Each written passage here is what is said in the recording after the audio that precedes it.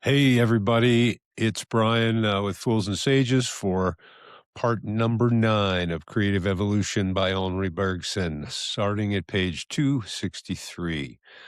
You may recall from our last episode that he was sort of comparing consciousness in the brain with the edge of a knife and the knife.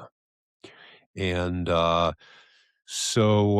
just that last paragraph, he was saying the consciousness of a living being, as we've tried to prove elsewhere, is inseparable from its brain in the sense in which a sharp knife is inseparable from its edge. The brain is the sharp edge by which consciousness cuts into the compact tissue of events, but the brain is no more coextensive with consciousness than the edge is with the knife. Thus, from the fact that two brains, like that of the ape and that of the man, are very much alike, we cannot conclude that the corresponding consciousnesses are comparable or commensurable. And into the new. But the two brains may perhaps be less alike than we suppose. How can we help being struck by the fact that while man is capable of learning any sort of exercise, of constructing any sort of object, in short, of acquiring any kind of motor habit whatsoever, the faculty of combining new movements is strictly limited in the best endowed animal, even in the ape? The cerebral characteristic of man is there. The human brain is made, like every brain, to set up motor mechanisms and to enable us to choose among them at any instant the one that we shall put into motion by the pull of a trigger. But it differs from other brains in this, that the number of mechanisms it can set up and consequently the choice that it gives as to which among them shall be released is unlimited. Now, from the limited to the unlimited, there is all the distance between the closed and the open. It is not a difference of degree, but of kind. Radical, therefore, also is the difference between animal consciousness and even the most intelligent and human consciousness. For consciousness corresponds exactly to the living being's power of choice. It is coextensive with the fringe of possible action that surrounds the real action. Consciousness is synonymous with invention and with freedom. Now, in the animal, invention is never anything but a variation on the theme of routine. Shut up in the habits of the species, it succeeds, no doubt, in enlarging them by its individual initiative, but it escapes automatism only for an instant, for just the time to create a new automatism. The gates of its prison close as soon as they're opened. By pulling at its chain, it succeeds only in stretching it. With man, consciousness breaks the chain. In man and in man alone, it sets itself free. The whole history of life until man has been that of the effort of consciousness to raise matter, and of the more or less complete overwhelming of consciousness by the matter which has fallen back on it. The enterprise was paradoxical, if indeed we may speak here otherwise than by metaphor of enterprise and of effort. It was to create with matter, which is necessity itself, an instrument of freedom, to make a machine which should triumph over mechanism, and to use the determinism of nature to pass through the meshes of the net which this very determinism had spread. But everywhere except in man, consciousness has let itself to be caught in the net whose meshes it tried to pass through. It has remained the captive of the mechanisms it has set up. Automatism, which it tries to draw in the direction of freedom, winds about it and drags it down. It has not the power to escape because the energy it has provided for acts is almost all employed in maintaining the infinitely subtle and essentially unstable equilibrium into which it has brought matter. But man not only maintains his machine, he succeeds in using it as he pleases. Doubtless, he owes this to the superiority of his brain, which enables him to build an unlimited number of motor mechanisms, to oppose new habits to the old ones unceasingly, and by dividing automatism against itself to rule it. He owes it to his language, which furnishes consciousness with an immaterial body in which to incarnate itself and thus exempts it from dwelling exclusively on material bodies whose flux would soon drag it along and finally swallow it up. He owes it to social life, which stores and preserves efforts as language stores thought, fixes thereby a mean level to which individuals must raise themselves at the outset, and by this initial stimulation prevents the average man from slumbering and drives the superior man to mount still higher. But our brain, our society, and our language are only the external and various signs of one and the same internal superiority. They tell, each after its manner, the unique, exceptional success which life has won at a given moment of its evolution. They express the difference of kind and not only of degree, which separates man from the rest of the animal world. They let us guess that, while at the end of the vast springboard from which life has taken its leap, all the others have stepped down, finding the cord stretched too high, man alone has cleared the obstacle. It is in this quite special sense that man is the term and the end of evolution. Like we have said, life, we have said, transcends finality as it transcends the other categories. It is essentially a current sent through matter, drawing from it what it can.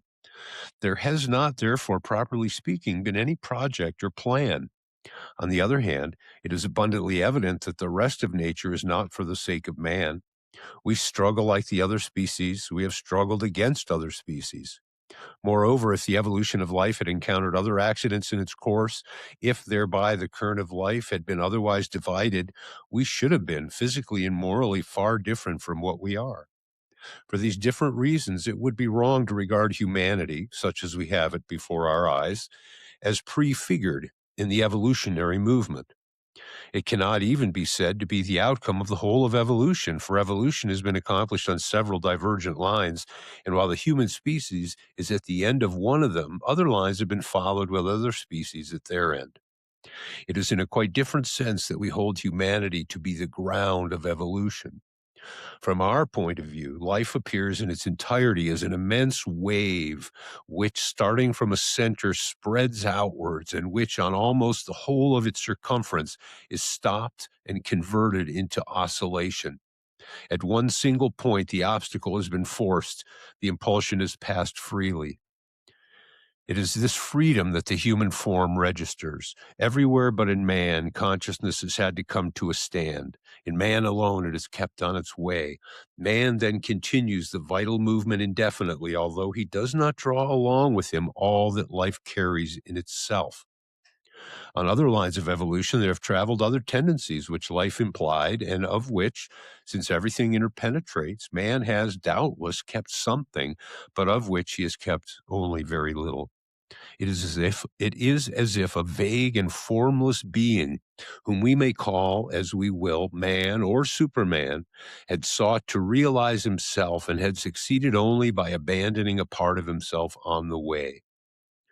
The losses are represented by the rest of the animal world and even by the vegetable world, at least in what these have that is positive and above the accidents of evolution. From this point of view, the discordances of which nature offers us the spectacle are singularly weakened. The organized world as a whole becomes as the soil on which was to grow either man himself or a being who morally must resemble him.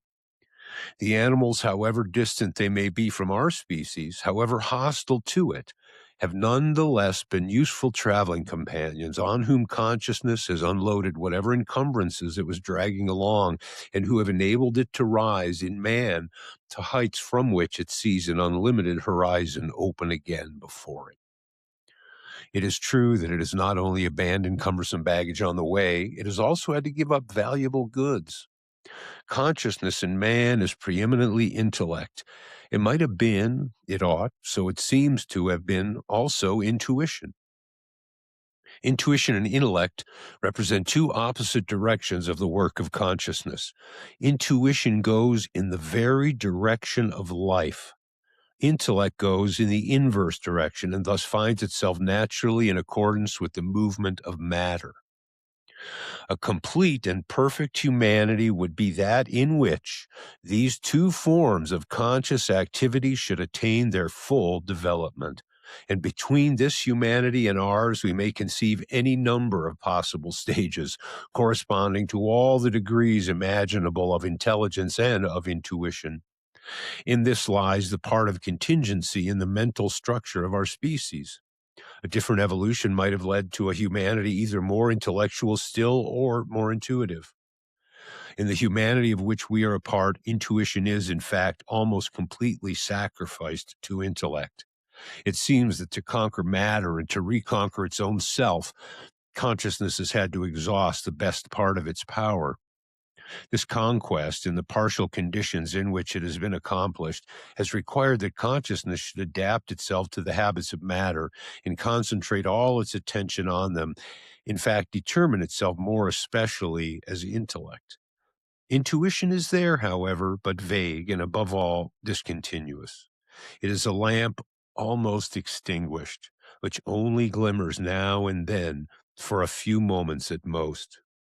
But it glimmers wherever a vital interest is at stake.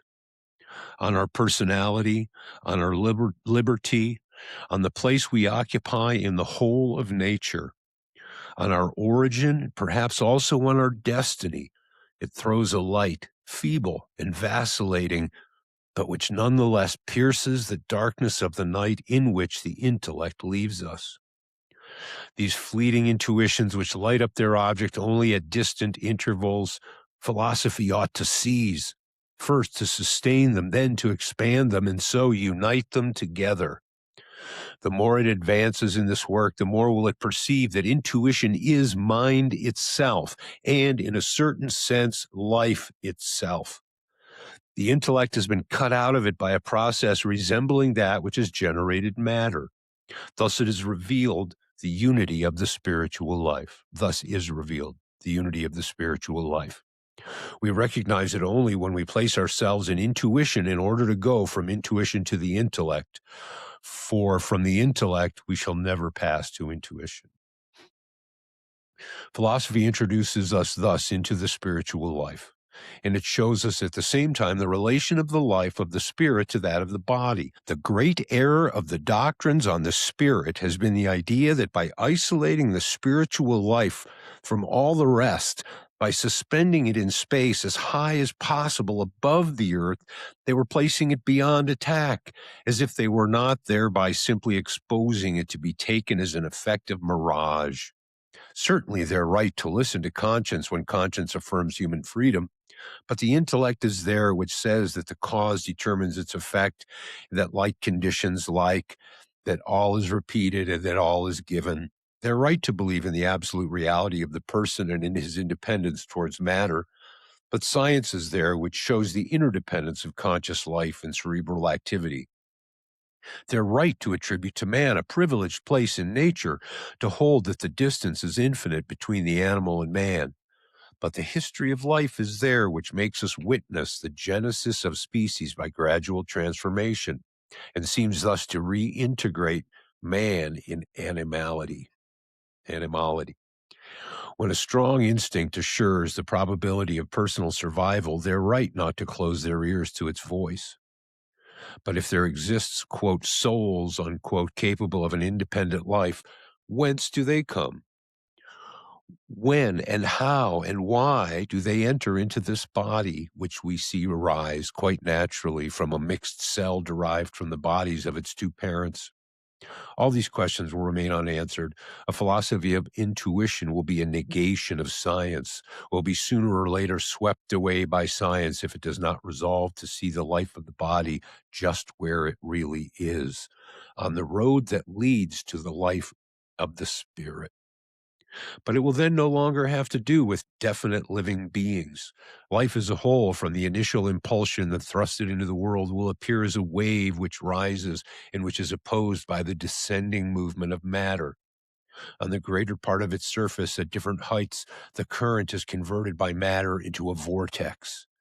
At one point alone, it passes freely, dragging with it the obstacle which will weigh on its progress, but will not stop it.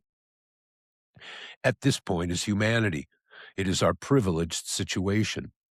On the other hand, this rising wave is consciousness, and like all consciousness, it includes potentialities without number, which interpenetrate and to which, consequently, neither the category of unity nor that of multiplicity is appropriate, made as they are both for inert matter.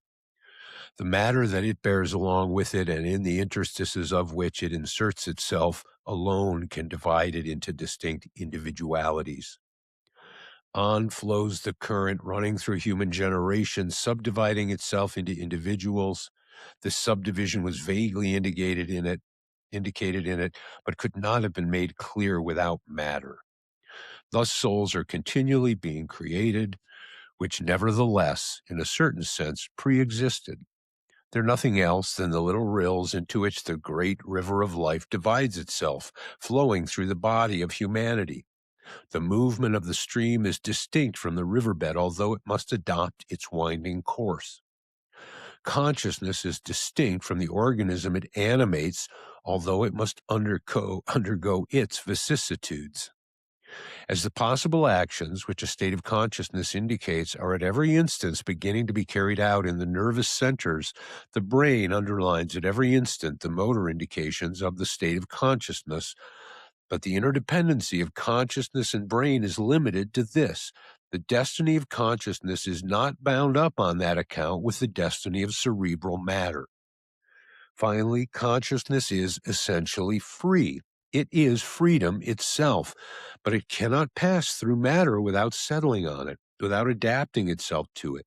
This adaptation is what we call intellectuality, and the intellect turning itself back towards active, that is to say, free consciousness, naturally makes it enter into the conceptual forms into which it is accustomed to see matter fit. It will therefore always perceive freedom in the form of necessity. It will always neglect the part of novelty or of creation inherent in the free act. It will always substitute for action itself an imitation, artificial, approximative, obtained by compounding the old with the old and the same with the same. Thus, to the eyes of a philosophy that attempts to reabsorb intellect in intuition, many difficulties vanish or become light. But such a doctrine does not only facilitate speculation, it gives us also more power to act and to live. For with it, we feel ourselves no longer isolated in humanity. Humanity no longer seems isolated in the nature that it dominates. As the smallest grain of dust is bound up with our entire solar system, drawn along with it in that undivided movement of descent which is materiality itself, so all organized beings, from the humblest to the highest, from the first origin of life to the time in which we are, and in all places as in all times, do but evidence a single impulsion, the inverse of the movement of matter, and in itself indivisible. All the living hold together and all yield to the same tremendous push. The animal takes its stand on the plant, the man bestrides animality, and the whole of humanity in space and in time is one immense army galloping beside and before and behind each of us in an overwhelming charge, able to beat down every resistance and clear the most formidable obstacles, perhaps even death. And so here we are at chapter 4, 272, titled The Cinematographical Mechanism of Thought and the Mechanistic Illusion, a glance at the history of systems, real becoming, and false evolutionism. It remains for us to examine in themselves two theoretical illusions which we've frequently met with before, but whose consequences, rather than principle, have hitherto concerned us, such as the object of the present chapter. It will afford us the opportunity of removing certain objections, of clearing up certain misunderstandings, and above all, of defining more precisely, by contrasting it with others, a philosophy which sees in duration the very stuff of reality. Matter or mind, reality has appeared to us as a perpetual becoming. It makes itself or it unmakes itself, but it is never something made. Such is the intuition that we have of mind when we draw aside the veil which is interposed between our consciousness and ourselves. This also is what our intellect and senses themselves would show us of matter, if they could obtain a direct and disinterested idea of it. But preoccupied before everything with the necessities of action, The intellect, like the senses, is limited to taking at intervals views that are instantaneous and by that very fact immobile of the becoming of matter. Consciousness, being in its form formed on the intellect, sees clearly of the inner life what is already made, and only feels confusedly the making. Thus, we pluck out of duration those moments that interest us and that we have gathered along its course. These alone we retain, and we're right in doing so, while action only is in question. But when in speculating on the nature of the real, we go on regarding it as our practical interest requires us to regard it. We become unable to perceive the true evolution, the radical becoming. Of becoming, we perceive only states, of duration, only instants. And even when we speak of duration and of becoming, it is of another thing that we are thinking. Such is the most striking of the two illusions we wish to examine. It consists in supposing that we can think the unstable by means of the stable, the moving by means of the immobile. The other illusion is near akin to the first. It has the same origin, being also due to the fact that we import into speculation a procedure made for practice. All action aims at getting something that we feel the want of, or at creating something that does not yet exist. In this very special sense, it fills a void. It goes from the empty to the full, from an absence to a presence, from the unreal to the real. Now, the unreality which is here in question is purely relative to the direction in which our attention is engaged, for we're immersed in realities and cannot pass out of them. Only if the present reality is not the one we're seeking, we speak of the absence of this sought after or sought for reality whenever we find the presence of another. We thus express what we have as a function of what we want. This is quite legitimate in the sphere of action. Whether we will or no, we keep this way of speaking and also of thinking when we speculate on the nature of things independently of the interest they have for us. Thus arises the second of the two illusions. We propose to examine this first. It is due, like the other, to the static habits that our intellect contracts when it prepares our action on things. Just as we pass through the immobile to go to the moving, so we make use of the void in order to think of the full. We have met with this illusion already in dealing with the fundamental problem of knowledge. The question we then said is to know why there is order and not disorder in things. But the question has meaning only if we suppose that disorder, understood as an absence of order, is possible or imaginable or conceivable. Now, it is only order that is real, but as order can take two forms, and as the presence of the one may be said to consist in the absence of the other, we speak of disorder whenever we have before us that one of the two orders for which we're not looking. The idea of disorder is then entirely practical. It corresponds to the disappointment of a certain expectation, and it does not denote the absence of all order, but only the presence of that order which does not offer us actual interest. So that whenever we try to deny order completely, absolutely, we find that we are leaping from one kind of order to the other indefinitely, and that the supposed suppression of the one and the other implies the presence of the two. Indeed, if we go on and persist in shutting our eyes to this movement of the mind and all it involves, we're no longer dealing with an idea. All that is left of disorder is a word. Thus, the problem of knowledge is complicated and possibly made insoluble by the idea that order fills a void and that its actual presence is superimposed on its virtual absence. We go from absence to presence, from the void to the full, in virtue of the fundamental illusion of our understanding. That is the error of which we notice one consequence in our last chapter. As we then anticipated, we must come to close quarters with this error and finally grapple with it. We must face it in itself, in the radically false conception which it implies of negation, of the void, and of the naught. Philosophers have paid little attention to the idea of the naught. And yet it is often the hidden spring, the invisible mover of philosophical thinking. From the first awakening of reflection, it is this that pushes to the fore, right under the eyes of consciousness, the torturing problems, the questions that we cannot gaze at without feeling giddy and bewildered. I have no sooner commenced to philosophize than I ask myself why I exist. And when I take account of the intimate connection in which I stand to the rest of the universe, the difficulty is only pushed back, for I want to know why the universe exists. And if I refer to the universe to a principle eminent or transcendent that supports it or creates it, my thought rests on this principle only a few moments, for the same problem recurs, this time in its full breadth and generality. Whence comes it, and how can it be understood that anything exists? Even here in the present work, when matter has been defined as a kind of descent, this descent is the interruption of a rise. This rise itself is a growth, and when finally a principle of creation has been put at the base of things, the same question springs up.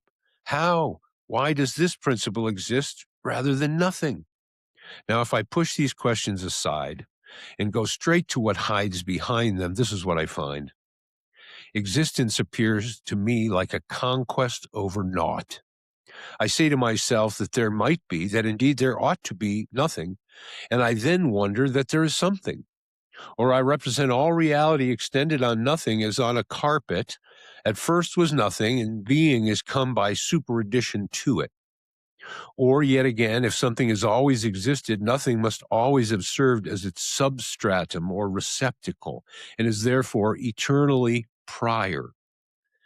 A glass may have always been full, but the liquid it contains nevertheless fills a void. In the same way, being may have always been there, but the naught which is filled, and as it were stopped up by it, pre-exists for it nonetheless, if in fact at least in right, if not in fact at least in right. In short, I cannot get rid of the idea that the full is an embroidery on the canvas of the void, that being is superimposed on nothing, and that in the idea of nothing, in quotes, there is less than in that of something, in quotes. Hence all the mystery. It's necessary that this mystery should be cleared up. It is more especially necessary if we put duration and free choice at the base of things. For the disdain of metaphysics for all reality that endures becomes precisely from this, that it reaches being only in passing through, quote, not being, unquote, and that an existence which endures seems to it not strong enough to conquer non-existence and itself posit itself. It is for this reason especially that it is inclined to endow true being with a logical and not a psychological or a physical existence. For the nature of a purely logical existence is such that it seems to be self-sufficient and to posit itself by the effect alone of the force immanent in truth. If I ask myself why bodies or minds exist rather than nothing, I find no answer. But that a logical principle such as A equals A should have the power of creating itself, triumphing over the naught throughout eternity, seems to me natural. A circle drawn with chalk on a blackboard is a thing which needs explanation. This entirely physical existence is not by itself wherewith to vanquish non-existence. But the logical essence of the circle, that is to say, the possibility of drawing it according to a certain law, in short, its definition, is a thing which appears to me eternal. It has neither place nor date, for nowhere at no moment has the drawing of a circle begun to be possible. Suppose then that the principle on which all things rest and which all things manifest possesses an existence of the same nature as that of the definition of a circle, or as that of the axiom A equals A. The mystery of existence vanishes, for the being that is at the base of everything posits itself then in eternity as logic itself does. True, it will cost us rather a heavy sacrifice. If the principle of all things exists after the manner of a logical axiom or of a mathematical definition, the things themselves must go forth from this principle, like the application of an axiom or the consequences of a definition, and there will no longer be place, either in the things nor in their principle, for efficient causality understood in the sense of a free choice. Such are precisely the conclusions of a doctrine like that of Spinoza. or even that of Leibniz, and such indeed has been their genesis. Now, if we could prove that the idea of the naught, in the sense in which we take it when we oppose it to that of existence, is a pseudo idea, the problems that are raised around it would become pseudo problems. The hypothesis of an absolute that acts freely, that in an eminent sense endures, would no longer raise up intellectual prejudices. The road would be cleared for a philosophy more nearly approaching intuition and which would no longer ask the same sacrifices of common sense. Let us then see what we are thinking about when we speak of nothing.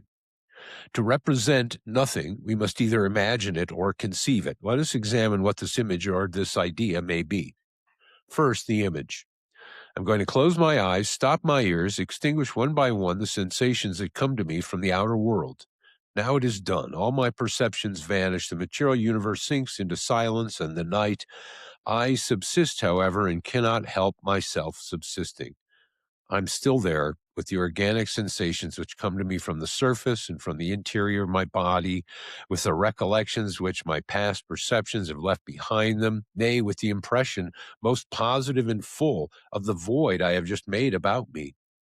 How can I suppress all this? How eliminate myself? I can even, it may be, blot out and forget my recollections up to my immediate past. But at least I keep the consciousness of my present, reduced to its extremest poverty, that is to say, of the actual state of my body. I will try, however, to do away even with this consciousness itself. I will reduce more and more the sensations my body sends into me. Now they are almost gone. Now they're gone. They've disappeared in the night where all things else have already died away. But no, at the very instant that my consciousness is extinguished, another consciousness lights up, or rather, it was already a light. It had arisen the instant before in order to witness the extinction of the first. For the first could disappear only for another in the presence of another. I see myself annihilated only if I have already resuscitated myself by an act which is positive, however involuntary and unconscious. So do what I will, I'm always perceiving something either from without or from within. When I no longer know anything of external objects, it's because I've taken refuge in the consciousness that I have of myself. If I abolish this inner self, its very abolition becomes an object for an imaginary self which now perceives as an external object the self that is dying away. Be it external or internal, some object there always is that my imagination is presenting. My imagination, it is true, can go from one to the other. I can, by turns, imagine a knot of external perception or a knot of internal perception, but not both at once, for the absence of one consists at bottom in the exclusive presence of the other. But from the fact that two relative knots are imaginable in turn, we wrongly conclude that they're imaginable together, a conclusion the absurdity of which must be obvious, for we cannot imagine a knot without perceiving, at least confusedly, that we're imagining it, consequently that we're acting, that we're thinking, and therefore that something still subsists. The image then properly so called of a suppression of everything is never formed by thought. The effort by which we strive to create this image simply ends in making us swing to and fro between the vision of an outer and that of an inner reality. In this coming and going of our mind between the without and the within, there is a point at equal distance from both, in which it seems to us that we no longer perceive the one and that we do not yet perceive the other. It is there that the image of nothing is formed. In reality, we then perceive both, having reached the point where the two terms come together in the image of nothing so defined as an image full of things, an image that includes at once that of the subject and that of the object, and besides a perceptual leaping from one to the other and the refusal ever to come to rest finally on either. Evidently, this is not the nothing that we can oppose to being and put beneath being, for it already includes existence in general. But we shall be told that if the representation of nothing, visible or latent, enters into the reasonings of philosophers, it is not as an image, but as an idea. It may be agreed that we do not imagine the annihilation of everything, but it will be claimed that we can conceive it. We conceive a polygon with 1,000 sides, said Descartes, although we do not see it in imagination. It is enough that we can clearly represent the possibility of constructing it. So with the idea of the annihilation of everything. Nothing simpler, it will be said, than the procedure by which we construct the idea of it. There is, in fact, not a single object of our experience that we cannot suppose annihilated. Extend this annihilation of a first object to a second, then to a third, and so on as long as you please. The naught is the limit towards which the operation tends, and the naught so defined is the annihilation of everything. That is the theory. We need only consider it in this form to see the absurdity it involves. An idea constructed by the mind is an idea only if its pieces are capable of coexisting. It's reduced to a mere word if the elements that we bring together to compose it are driven away as fast as we assemble them. When I've defined the circle, I easily represent a black or a white circle, a circle in cardboard, iron, or brass, a transparent or an opaque circle, but not a square circle, because the law of the generation of the circle excludes the possibility of defining this figure with straight lines. So my mind can represent any existing thing whatever as annihilated. But if the annihilation of anything by the mind is an operation whose mechanism implies that it works on a part of the whole and not on the whole itself, then the extension of such an operation to the totality of things becomes self-contradictory and absurd. And the idea of an annihilation of everything represents the same character as that of a square circle. It's not an idea, it's only a word. So let us examine more closely the mechanism of the operation. In fact, the object suppressed is either external or internal. It is a thing or it is a state of consciousness. Let us consider the first case. I annihilate in thought an external object. In the place where it was, there is no longer anything. No longer anything of that object, of course, but another object has taken its place. There is no absolute void in nature. But admit that an absolute void is possible. It is not that void I am thinking of when I say that the object, once annihilated, leaves its place unoccupied. For by the hypothesis, it is a place. That is a void limited by precise outlines, or, in other words, a kind of thing. The void of which I speak, therefore, is at bottom only the absence of some definite object which was here at first, is now elsewhere, and insofar as it is no longer in its former place, leaves behind it, so to speak, the void of itself. A being unendowed with memory or prevision would not use the words void or naught. He would express only what is and what is perceived. Now, what is and what is perceived is the presence of one thing or of another, never the absence of anything. There's absence only for a being capable of remembering and expecting. He remembered an object, and he perhaps expected to encounter it again. He finds another, and he expresses the disappointment of his expectation, an expectation sprung from recollection, by saying that he no longer finds anything, that he encounters nothing. Even if he did not expect to encounter the object, it is a possible expectation of it. It is still the falsification of his eventual expectation that he expresses by saying that the object is no longer where it was. What he perceives in reality, what he will succeed in effectively thinking of, is the presence of the old object in a new place, or that of a new object in the old place. The rest, all that is expressed negatively by such words as naught or the void, is not so much thought as feeling, or to speak more exactly, it is the tinge of that feeling gives to thought. The idea of annihilation or of partial nothingness is therefore formed here in the course of the substitution of one thing for another. Whenever the substitution is thought by a mind that would prefer to keep the old thing in the place of the new, or at least conceives this preference as possible, the idea implies on the subjective side a preference, on the objective side a substitution, and is nothing else but a combination of, or rather an interference between, this feeling of preference and this idea of substitution. Such is the mechanism of the operation by which our mind annihilates an object and succeeds in representing in the external world a partial naught. Let us now see how it represents it within itself. We find in ourselves phenomena that are produced and not phenomena that are not produced. I experience a sensation or an emotion. I conceive an idea. I form a resolution. My consciousness perceives these facts, which are so many presences. And there is no moment in which facts of this kind are not present to me. I can, no doubt, interrupt by thought the course of my inner life. I may suppose that I sleep without dreaming or that I have ceased to exist. But at the very instant when I make this supposition, I conceive myself. I imagine myself watching over my slumber or surviving my annihilation, and I give up perceiving myself from within only by taking refuge in the perception of myself from without.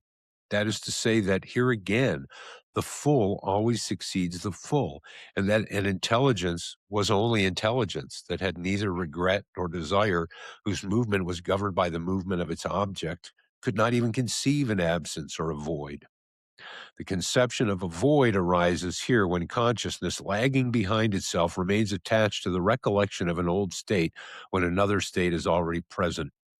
It's only a comparison between what is and what could or ought to be, between the full and the full.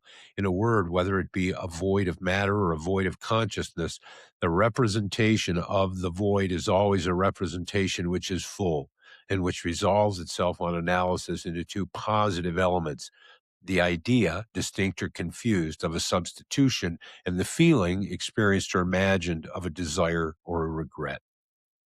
It follows from this double analysis that the idea of the absolute naught, in the sense of the annihilation of everything, is a self-destructive idea, a pseudo-idea, a mere word.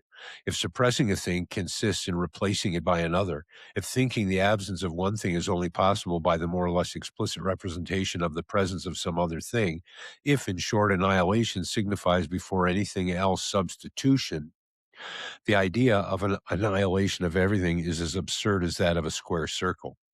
The absurdity is not obvious because there exists no particular object that cannot be supposed annihilated. Then, from the fact that there is nothing to prevent each thing in turn being suppressed in thought, we conclude that it is possible to suppose them suppressed altogether. We do not see that suppressing each thing in turn consists precisely in replacing it in proportion and by degree by another, and therefore that the suppression of absolutely everything implies a downright contradiction in terms, since the operation consists in destroying the very condition that makes the operation possible. But the illusion is tenacious. Though suppressing one thing consists in fact in substituting another for it, we do not conclude, we're unwilling to conclude, that the annihilation of a thing in thought implies the substitution in thought of a new thing for the old. We agree that a thing is always replaced by another thing, and even that our mind cannot think the disappearance of an object, internal or external, without thinking, under an indeterminate and confused form, it is true that another object is substituted for it. But we add that the representation of a disappearance is that of a phenomenon that is produced in space, or at least in time, that consequently it still implies the calling up of an image, and that it is precisely here that we have to free ourselves from the imagination in order to appeal to the pure understanding. Quote, "Let us therefore no longer speak," unquote, it will be said, quote, "of disappearance or annihilation. These are physical operations. Let us no longer represent the object A as annihilated or absent. Let us say simply that we think it non-existent. To annihilate it is to act on it in time and perhaps also in space.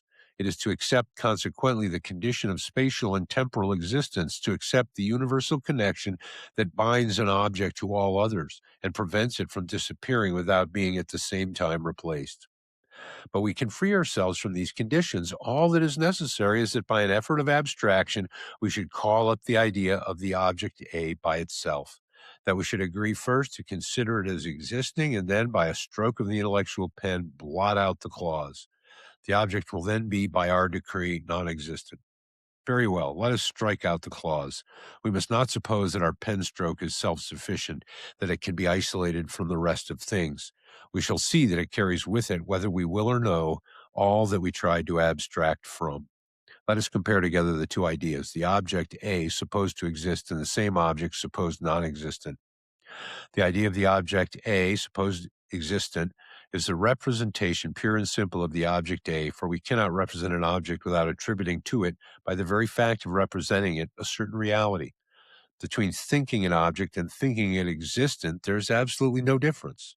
Kant has put this point in clear light in his criticism of the ontological argument. Then what is it to think the object A non-existent? To represent it non-existent cannot consist in withdrawing from the idea of the object A, the idea of the attribute existence, since, I repeat, the representation of the existence of the object is inseparable from the representation of the object, and indeed is one with it.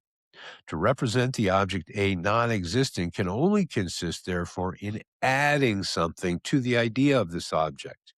We add to it, in fact, the idea of an exclusion of this particular object by actual reality in general. To think the object A is non-existent is first to think the object and consequently to think it existent. It is then to think that another reality with which it is incompatible supplants it. Only it is useless to represent this latter reality explicitly.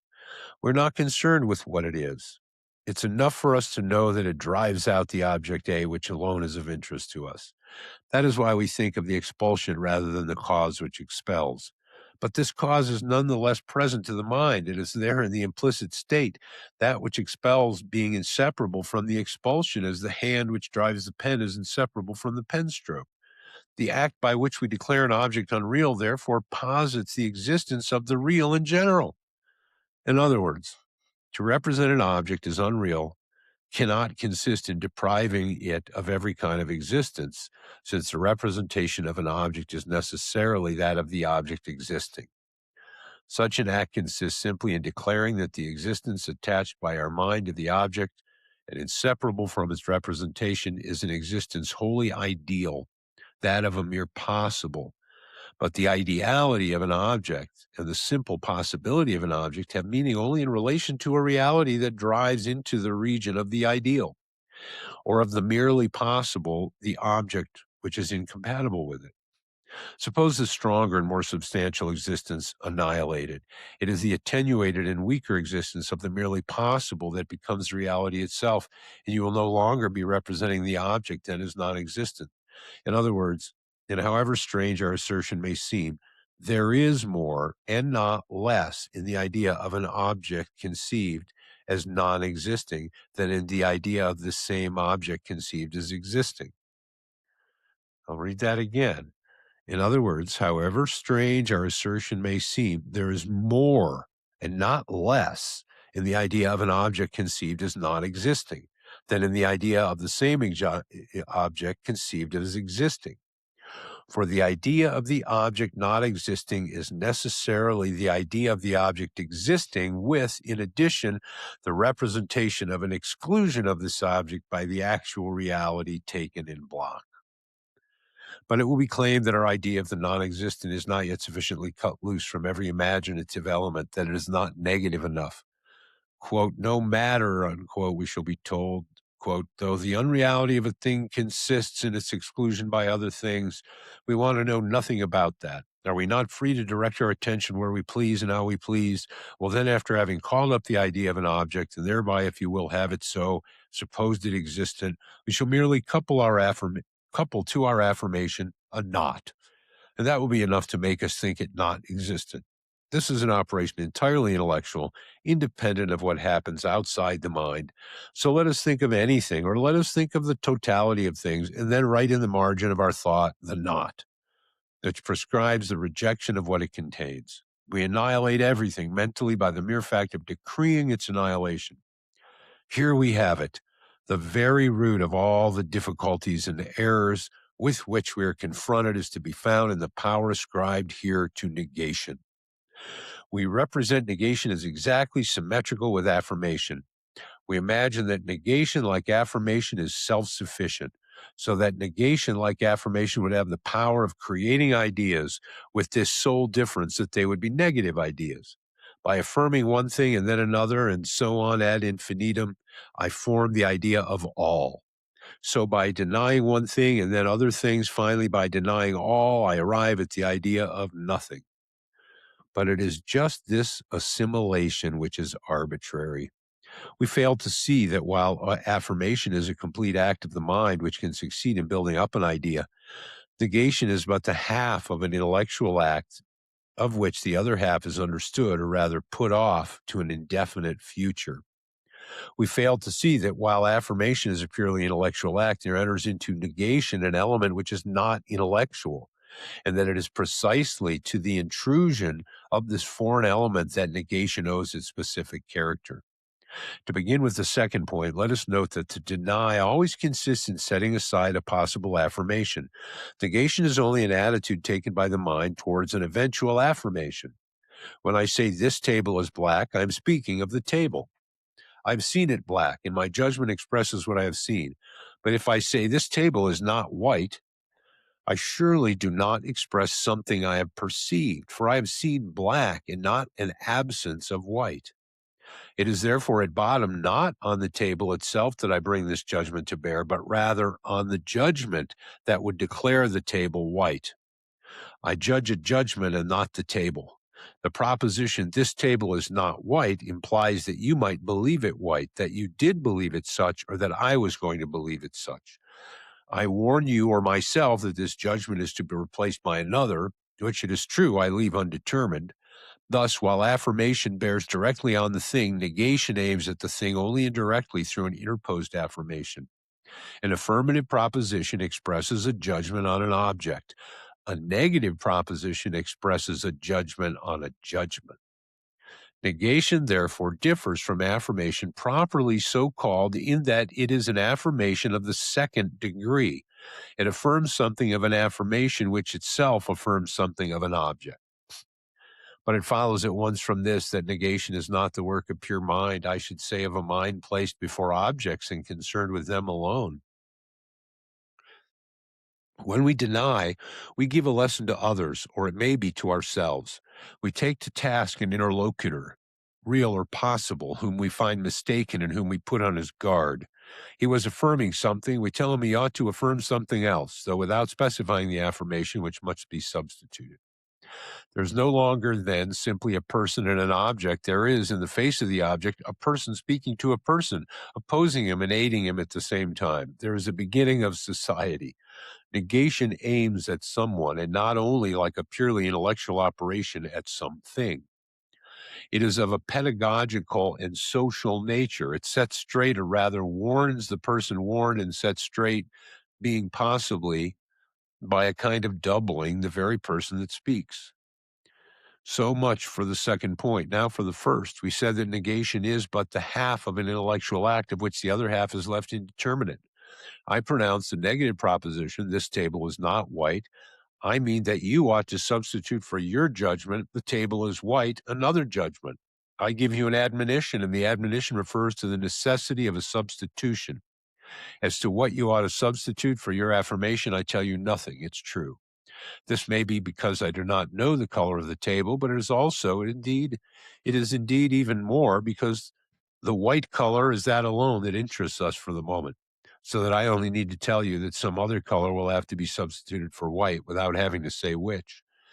A negative judgment is therefore really one which indicates a need of substituting for an affirmative judgment another affirmative judgment, the nature of which, however, is not specified, sometimes because it's not known, more often because it fails to offer any actual interest, the attention bearing only on the substance of the first.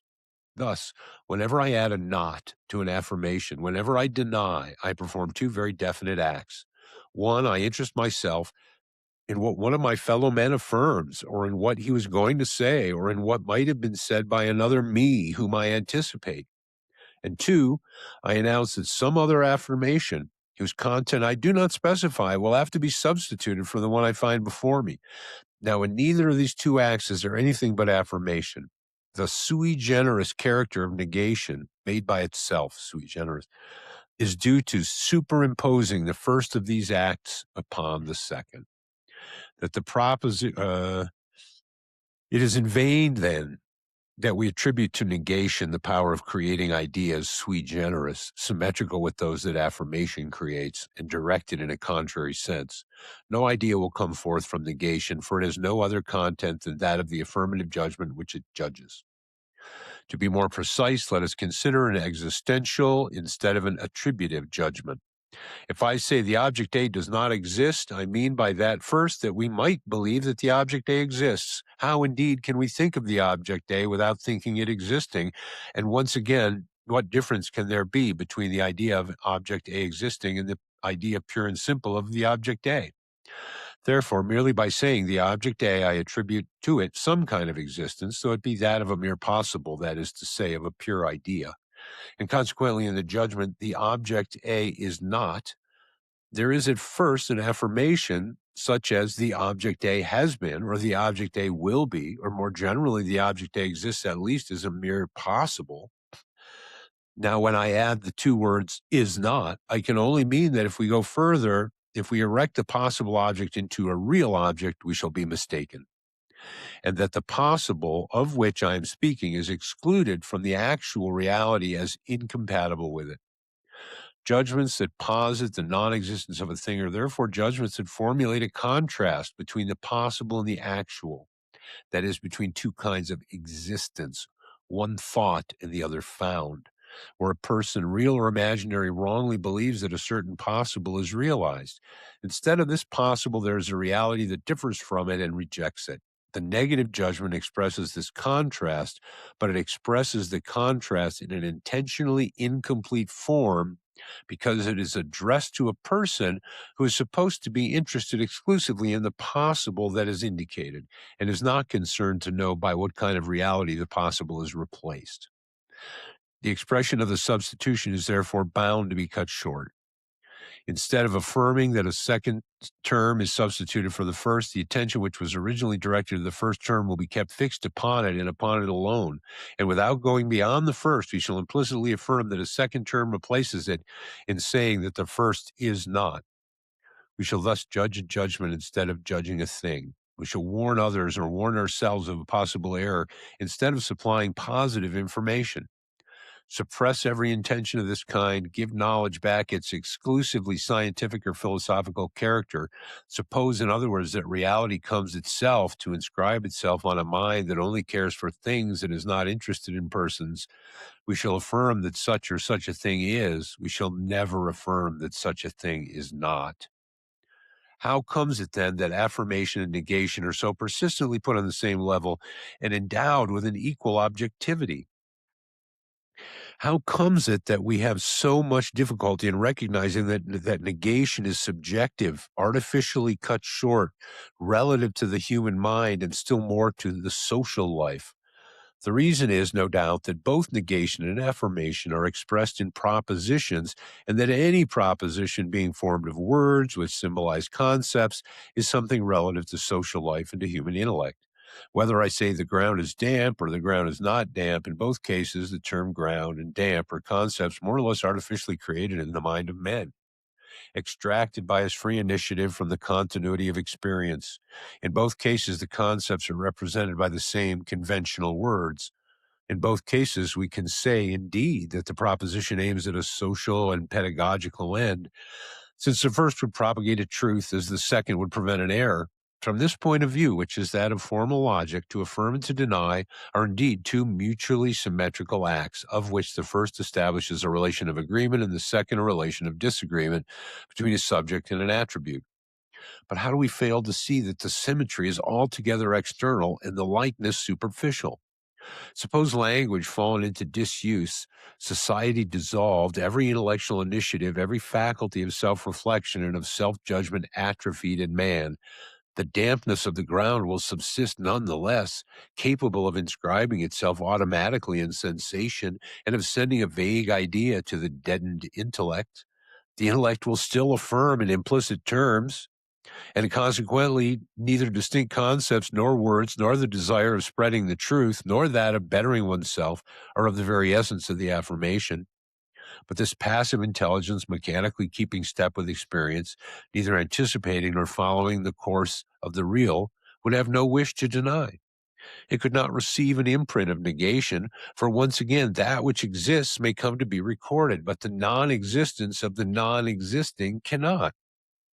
For such an intellect to reach the point of denying, it must awake from its torpor, formulate the disappointment of a real or possible expectation, correct an actual or possible error, in short, propose to teach others or to teach itself. It is rather difficult to perceive this in the example we've chosen, but the example is indeed more instructive and the argument the more cogent on that account. If dampness is able automatically to come and record itself, it is the same, it will be said, with non-dampness, for the dry as well as the damp can give impressions to sense which will transmit them as more or less distinct ideas to the intelligence. In this sense, the negation of dampness is as objective a thing, as purely intellectual, as remote from every pedagogical intention as affirmation. But let us look at it more closely. We shall see that the negative proposition, the ground is not damp, and the affirmative proposition, the ground is dry, have entirely different contents. The second implies that we know the dry, that we have experienced the specific sensations, tactile or visual, for example, that are at the base of this idea. The first requires nothing of the sort. It could equally well have been formulated by an intelligent fish who had never perceived anything but the wet. It would be necessary, it's true, that this fish should have risen to the distinction between the real and the possible, and that he should care to anticipate the error of his fellow fishes, who doubtless consider as alone possible the conditions of wetness in which they actually live. Keep strictly to the terms of the proposition. The ground is not damp, and you will find that it means two things. One, that one might believe that the ground is damp, and two, that the dampness is replaced, in fact, by a certain quality, X. This quality is left indeterminate, either because we have no positive knowledge of it or because it has no actual interest for the person to whom the negation is addressed. To deny, therefore, always consists in presenting in an abridged form a system of two affirmations, the one determinate, which applies to a certain possible, the other indeterminate, referring to the unknown or indifferent reality that supplants this possibility. The second affirmation is virtually contained in the judgment we apply to the first, a judgment which is negation itself. And what gives negation its subjective character is precisely this, that in the discovery of a replacement implies the late, and what gives negation its subjective character is precisely this, that in the discovery of a replacement, it takes account only of the replaced and is not concerned with what replaces. The replaced exists only as a conception of the mind. It is necessary in order to continue to see it, and consequently in order to speak of it, to turn our back on the reality which flows from the past to the present, advancing from behind. It is this that we do when we deny. We discover the change, or more generally, the substitution, as a traveler would see the course of his carriage if he looked out behind and only knew at each moment the point at which he had ceased to be. He could never determine his actual position except by relation to that which he had just quitted, instead of grasping it in itself. To sum up, for a mind which should follow purely and simply the thread of experience, there would be no void, no naught, even relative or partial, no possible negation. Such a mind would see facts succeed facts, states succeed states, things succeed things. What it would note at each moment would be things existing, states appearing, events happening. It would live in the actual, and if it were capable of judging, it would never affirm anything except the existence of the present. Endow this mind with memory, and especially with a desire to dwell on the past, give it the faculty of dissociating and of distinguishing, it will no longer only note the present state of the passing reality. It will represent the passing as a change, and therefore as a contrast between what has been and what is. And as there is no essential difference between a past that we remember and a past that we imagine, it will quickly rise to the idea of the possible in general. It will thus be shunted on to the siding of negation, and especially it will be at the point of representing a disappearance. But it will not yet have reached it. To represent that a thing has disappeared is not enough to perceive a contrast between the past and the present. It is necessary, besides, to turn our back on the present, to dwell on the past, and to think the contrast of the past with the present in terms of the past only, without letting the present appear in it. The idea of annihilation is therefore not a pure idea. It implies that we regret the past, or that we conceive it as regrettable, that we have some reason to linger over it. The idea arises when the phenomenon of substitution is cut in two by a mind which considers only the first half, because that alone interests it. Suppress all interest, all feeling, and there's nothing left but the reality that flows, together with the knowledge ever renewed that it impresses on us of its present state. From annihilation to negation, which is a more general operation, there is now only a step. All that is necessary is to represent the contrast of what is, not only with what has been, but also with all that might have been. And we must express this contrast as a function of what might have been and not of what is. We must affirm the existence of the actual while looking only at the possible. The formula we thus obtain no longer expresses merely a disappointment of the individual. It is made to correct or guard against an error which is rather supposed to be an error of another. In this sense, negation has a pedagogical and social character. Now, once negation is formulated, it presents an aspect symmetrical with that of affirmation. If affirmation affirms an objective reality, it seems that negation must affirm a non reality equally objective, and so to say, equally real, in which we are both right and wrong.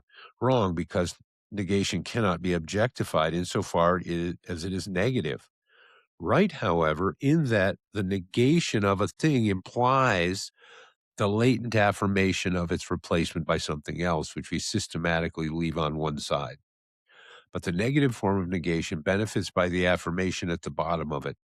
Bestriding the positive, solid reality to which it is attached, this phantom objectifies itself.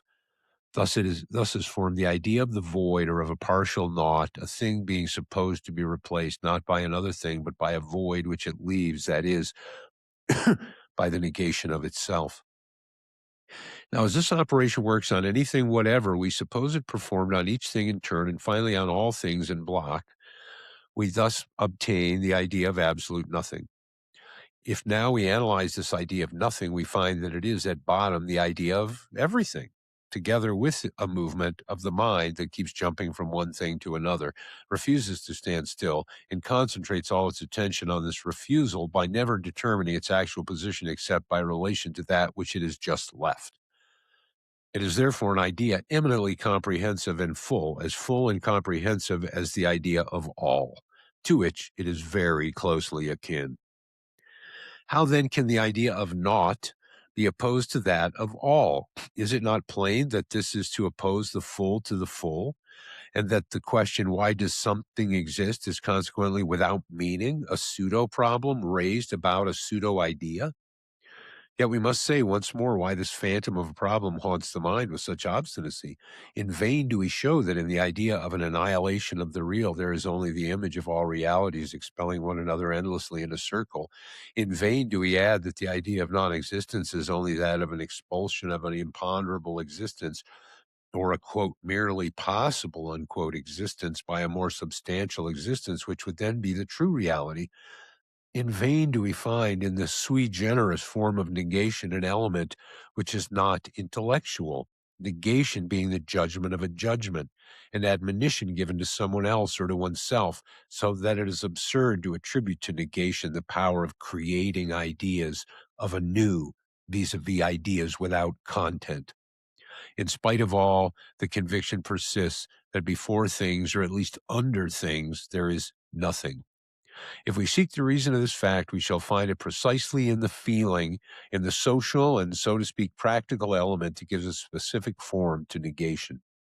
The greatest philosophic difficulties arise, as we have said, from the fact that the forms of human action venture outside of their proper sphere. We're made in order to act as much as and more than in order to think. Or rather, when we follow the bent of our nature, it is in order to act that we think. It is therefore no wonder that the habits of action give their tone to those of thought, and that our mind always perceives things in the same order in which we're accustomed to picture them when we are proposed to act on them. Now, it's unquestionable, as we remarked above, that every human action has its starting point in a dissatisfaction and thereby in a feeling of absence. We should not act if we did not set before ourselves an end, and we seek a thing only because we feel the lack of it. Our action proceeds thus from nothing to something, and its very essence is to embroider something on the canvas of nothing. The truth is that the nothing concerned here is the absence not so much of a thing as of a utility. If I bring a visitor into a room that I have not yet furnished, I say to him that there is nothing in it. Yet I know the room is full of air, but as we do not sit on air, the room truly contains nothing that at this moment, for the visitor and myself, counts for anything. In a general way, human work consists in creating utility. And as long as the work is not done, there is nothing. Nothing that we want. Our life is thus spent in filling voids, which our intellect conceives under the influence, by no means intellectual, of desire and of regret, under the pressure of vital necessities. And if we mean by void an absence of utility and not of things, we may say in this quite relative sense that we're constantly going from the void to the full. Such is the direction which our action takes. Our speculation cannot help doing the same, and naturally it passes from the relative sense to the absolute sense, since it is exercised on things themselves and not on the utility they have for us. Thus is implanted in us the idea that reality fills a void and that nothing, conceived as an absence of everything, pre-exists before all things in right, if not in fact. It is this illusion that we have tried to remove by showing that the idea of nothing, if we try to see it, in it that of an annihilation of all things, is self-destructive and reduced to a mere word, and that if, on the contrary, it is truly an idea, then we find in it as much matter as in the idea of all. And I think I'm going to leave it right there, just near the bottom of page 298. And that leaves us about 72 pages from the end. So we're making our way through there, and I will see you all for the next episode. Bye bye.